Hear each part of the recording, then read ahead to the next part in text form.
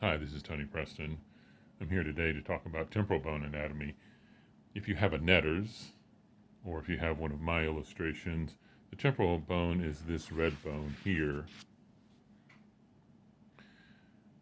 The basic parts, if we're looking at it from a lateral view, are the squama, this big flat piece that fits onto the side of the head, the mastoid body. At the top of the mastoid body is the parietal notch, and at the bottom of the mastoid body is the mastoid tip. There is a hole for your ear here, the external auditory meatus. There is the styloid process, this tooth-like projectile off the bottom. There is this projection forward from your ear. This is the zygomatic process, which articulates with the zygoma, your cheekbone. If we're looking at a model, a 3D model of the temporal bone, looking at it from the lateral view. Again, here is the squama, big flat piece that fits on the side. This is the mastoid body. The mastoid tip's a little smaller in this one, but the mastoid notch is nicely defined. You can see those deep articulations there. The external auditory meatus and the zygomatic arch. The styloid process would fit here, but it's a tooth-like structure. It's not on this particular model. It actually isn't part of the temporal bone.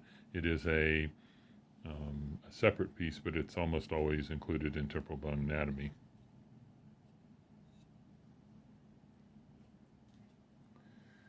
If we look at the temporal bone from an inferior view, we see that there is this petrous portion of the temporal bone, the styloid process, the OM suture, parietal notch, the mandibular fossa, where the head of the mandible fits, and the zygomatic process. If we're looking at the bone, same bone here, or actually the one on the other side of the head, here we have the petrous portion, where the styloid process would fit. Here is the mastoid tip. Here is the OM suture, mandibular fossa, zygomatic arch.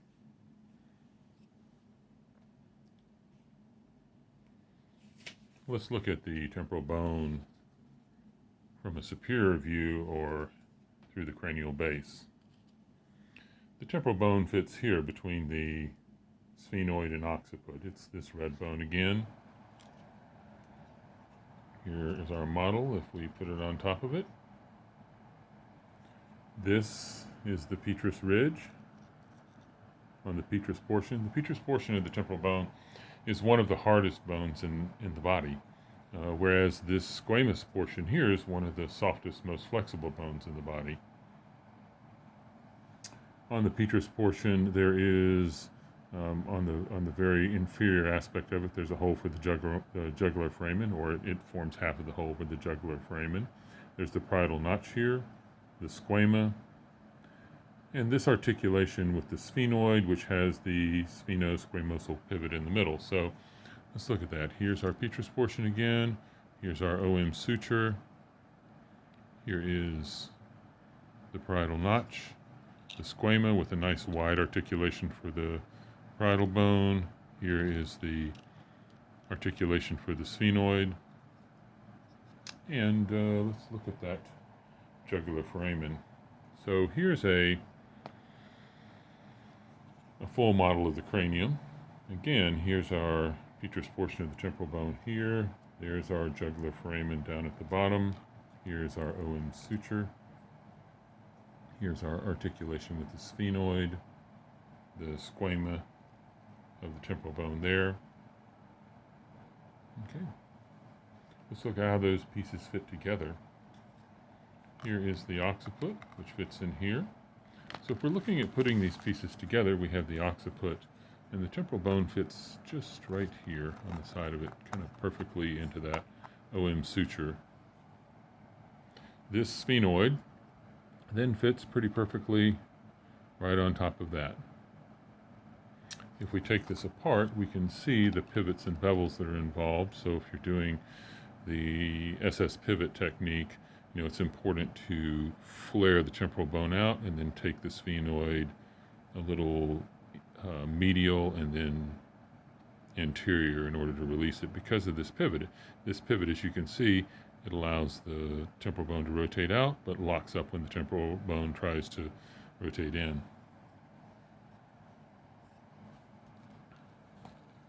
Because we're talking about craniosacral, let's talk about the dural membranes and how they attach. Here's a picture of the base of the cranium.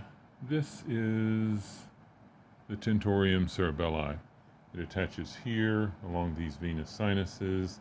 It forms a tent over the cerebellum. If we look at it here in this cutaway, we can see that it fits here over the temporal bone. This is where the petrous portion of the temporal bone is. This is where the occiput attaches. So let's look at that in the actual, or in a full 3D cranium. We can see that here is where the petrous ridge is. So the superior petrosal sinus fits along here. It then runs along these ridges, along the occiput, again back on the other superior petrosal sinus to form a tent in this area.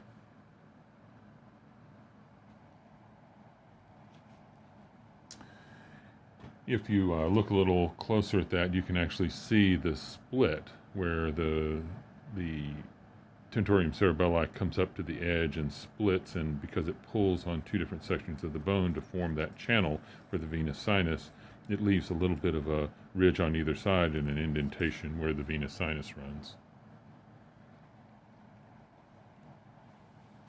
That venous sinus feeds from the superior sinus here, these occipital sinuses along that straight sinus.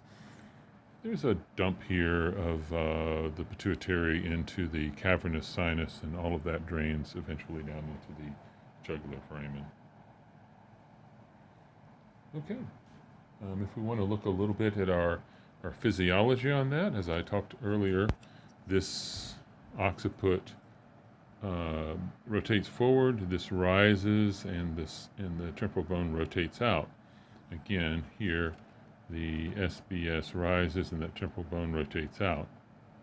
If we look at the two together in the cranium, they kind of fit in like this, and they do this sort of external rotation, internal rotation, external rotation, internal rotation. But not just that, but it's a little anterior movement with external rotation, and then a little internal rotation with the posterior movement back.